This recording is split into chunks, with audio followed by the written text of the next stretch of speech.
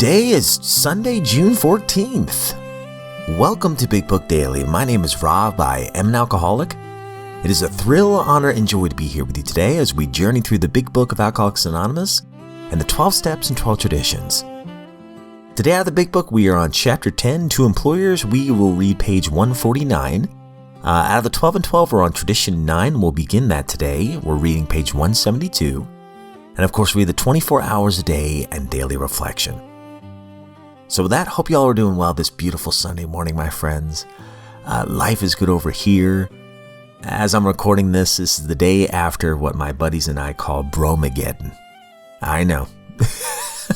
So a couple of my work buddies, what we do at least once or twice a month is we all get together at my friend's house and we watch scary movies because all of our wives, me and two other guys, all of our wives, they don't like scary movies. So this is the way that we can all get our fix and and they could get their time as well. And it was great. We watched some good ones. So slept in a little bit this morning, but that's okay. I've got a giant cup of coffee in my Avengers mug, or Marvel Superheroes and Villains mug, I should say. And I'm ready to roll. Thankful for another day sober. So let's get to the good stuff.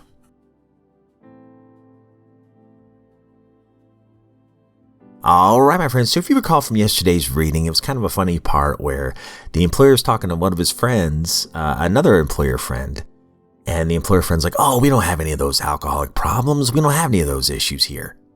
So this is page 149. And you know what? We'll go ahead and complete the chapter today. There's only a paragraph left on page 150. So we'll just go ahead and read everything. We'll finish off the chapter today. To Employers, page 149. Perhaps this is a typical attitude. We who have collectively seen a great deal of business life, at least from the alcoholic angle, had to smile at this gentleman's sincere opinion. You might be shocked if he knew how much alcoholism is costing his organization a year. The company may harbor many actual or potential alcoholics. We believe that managers of large enterprises often have little idea how prevalent the problem is. Even if you feel your organization has no alcoholic problem, it might pay to take another look down the line. You may make some interesting discoveries. Of course, this chapter refers to alcoholics, sick people, deranged men. What our friend, the vice president, had in mind was the habitual or whoopee drinker. As to them, his policy is undoubtedly sound, but he did not distinguish between such people and the alcoholic. It is not to be expected that an alcoholic employee will receive a disproportionate amount of time and attention. He should not be made a favorite. The right kind of man, the kind who recovers, will not want this sort of thing. He will not impose. Far from it. He will work like the devil and thank you to his dying day. Today, I own a little company. There are 2 alcoholic employees who produce as much as 5 normal salesmen. But why not? They have a new attitude, and they have been saved from a living death. I have enjoyed every moment spent in getting them straightened out.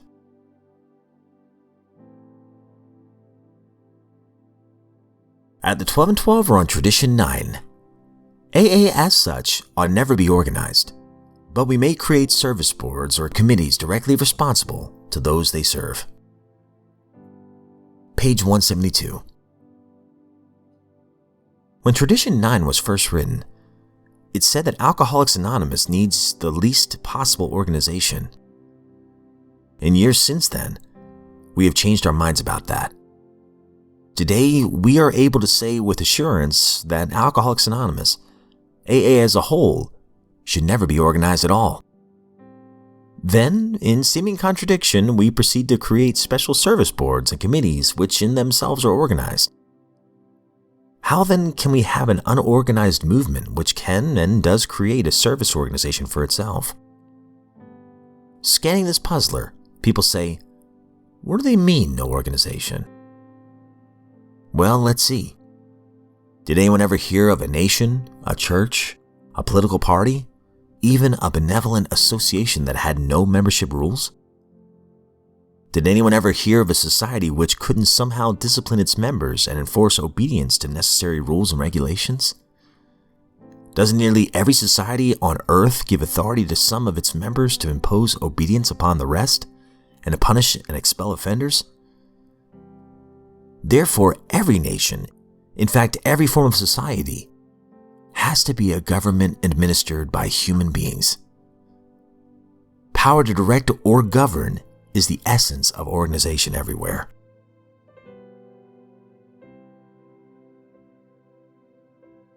"24 hours a day, June 14th. AA Thought for the Day.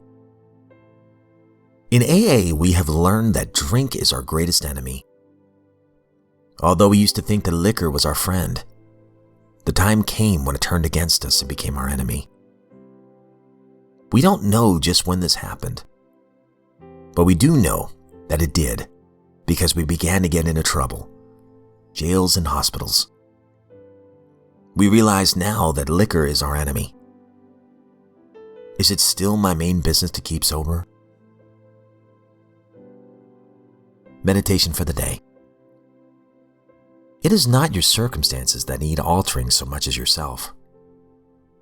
After you have changed, conditions will naturally change. Spare no effort to become all that God would have you become. Follow every good leading of your conscience. Take each day with no backward look.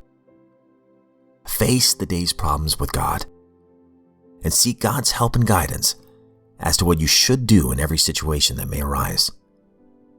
Never look back. Never leave until tomorrow the thing that you are guided to do today. Prayer for the day. I pray that God will help me to become all that He would have me be. I pray that I may face today's problems with good grace.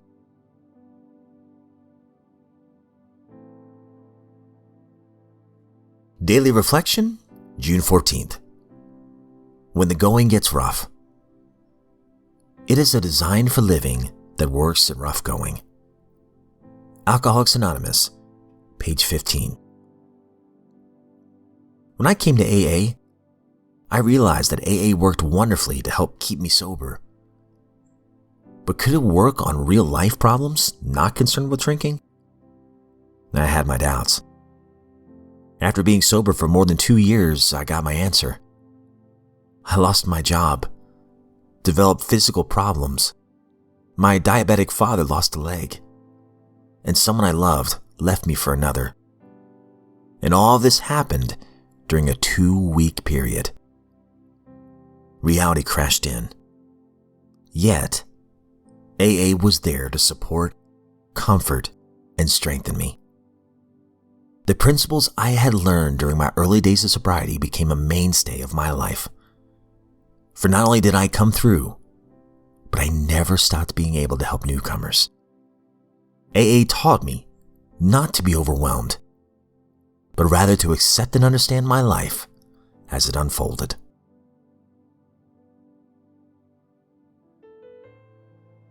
All right, my friends, that concludes today's reading, and man, do I love that daily reflection. That hits hard. This question right here is a very valid question.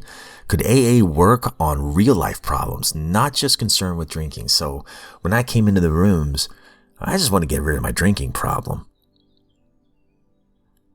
I didn't realize that I had a lot of other problems, that drinking was a symptom of some deeper rooted stuff. So then I work on the steps and continue to work on the steps, right? 10, 11, and 12 daily. And I've realized through experience that, guess what? Just because I'm sober doesn't mean that life is easy now. I've had some hard times. There's been some circumstances come my way that were really tough. Loss of family members, job changes, health issues. It's been wild. And not to mention selfishness every day, right? But I love this line here. After being sober for more than 2 years, I got my answer. I lost my job, developed physical problems, My diabetic father lost a leg, and someone I loved left me for another. And all this happened during a 2-week period. That is a rough 2 weeks. The follow-up, reality crashed in, yet AA was there to support, comfort, and strengthen me. The principles that I had learned during my early days of sobriety became a mainstay of my life. The principles I learned, so that would be maybe the program and the shares and the wisdom. And it became a mainstay. It became a lifeline, right? It always reminds me of what I heard a Navy SEAL say one time, that it's not that we rise to the occasion when these crazy circumstances warrant. We fall back on our training. That's why I always hear a lot of folks say, they do 90 and 90 in the first part of their recovery. Because what we're doing is we are building new pathways in our brain. And it becomes a healthy routine, right? And then we work the steps and continue to work the steps, and that's our training, right? So when circumstances warrant, and life is life. There's not a whole lot we can do about the outside circumstances. However, our training helps us deal with life on life's terms. So we fall back on our training. That's what the Navy SEAL said. We don't rise to the occasion, but we fall back on our training. I think that's awesome. And I've seen so many people. I know of one I can think of right now that has brain cancer. And it's freely admitted that if he was still drinking, he probably would have already been dead. But here he is at a meeting. And for the sake of anonymity, I won't say exactly what he does, but he basically works with a lot of people throughout the day. He's retired. He has brain cancer, yet he chooses to be of service in a very difficult position. That blows my mind. I know another dear friend. He lost both of his parents in 1 week. And you know what? He was at a meeting, expressing his gratitude. I have another that lived out of his car and was going to the meeting expressing gratitude and saying, at least I have a car. And then I heard this just yesterday at a meeting. Somebody had gotten their 10-year medallion. And he talked about how early on his wife was really sick. And eventually she lost her life. And he talked about it. He was so crushed by that. But then he said, pain is a touchstone of spiritual growth. He says, no matter how hard it was, whenever I'm disturbed, there's something wrong with me. And then he identified what that was. Not accepting reality. That he lost his wife. And the truth is that people come into this world and they leave this world.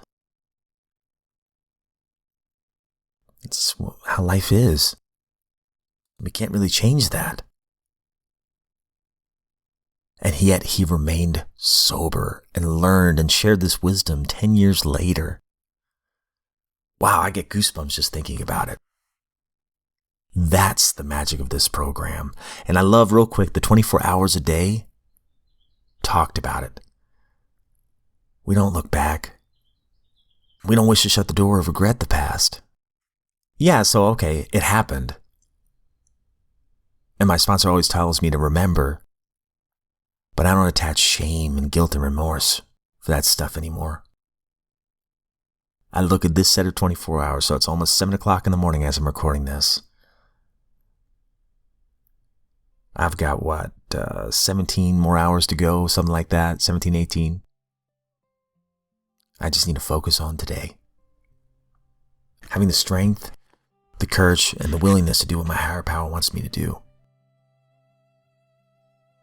I love this. Face the day's problems with God and seek God's help and guidance as to what you should do in every situation that may arise. I love the prayer for the day. I pray that God will help me to become all that He would have me to be. I pray that I may face today's problems with good grace. And speaking of the word grace, I heard this the other day. Mercy is not getting something that I deserve. And grace for me is receiving a free gift that I never deserved. So how can I go about this day with grace? Express my gratitude in action. Be kind to others with no need for anything in return. To live in the moment. So my friends, that's enough rambling from me today. I hope you all have a good one. Please know, as always, I don't speak on behalf of AA, NA, Al-Anon, any other sect or denomination. I'm just a joyful drunk in this lifeboat of recovery, honored to be here today. And if we're given another set of 24 hours, my friends, I sincerely look forward to seeing you right back here tomorrow.